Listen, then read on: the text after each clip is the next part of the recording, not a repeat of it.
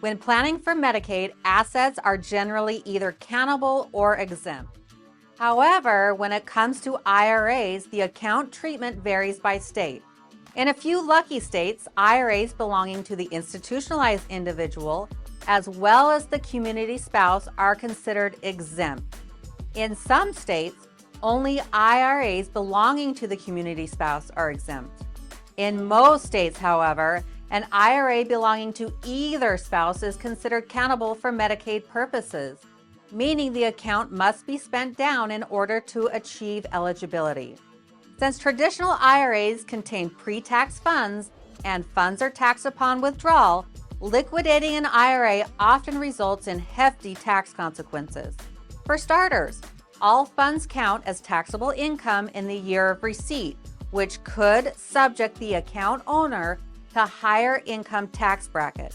Additionally, if a couple's total income for the year exceeds certain amounts, up to 85% of their Social Security benefits become taxable, and their Medicare Part B and Part D premiums will increase. In order to avoid these consequences, your client can transfer the IRA to a Medicaid Compliant Annuity. By transferring an IRA to a Medicaid Compliant Annuity, the IRA is eliminated as a resource because the MCA has no cash value. Plus, the transfer itself is not a taxable event.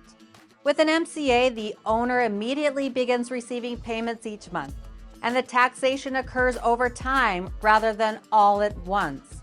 Since the income is taxable within the year of receipt, the tax consequences are spread out over the term of the annuity. Transferring an IRA to an MCA is a simple process that can be done in one of two ways. First, a trustee-to-trustee transfer.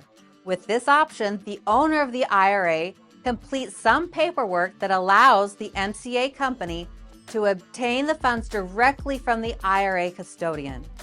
Second is a 60-day rollover, where the account owner contacts the IRA custodian to request a liquidation of the account without withholding taxes. Then the owner has 60 days to reinvest the funds into an MCA.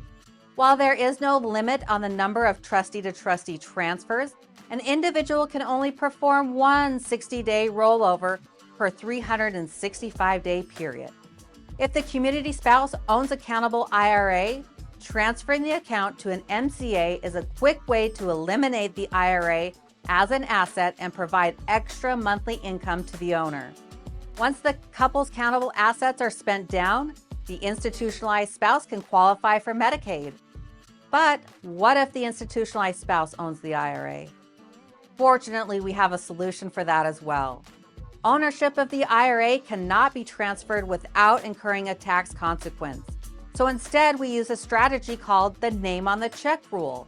With this method, the institutionalized spouse transfers their IRA into an MCA and names the community spouse as payee of the contract.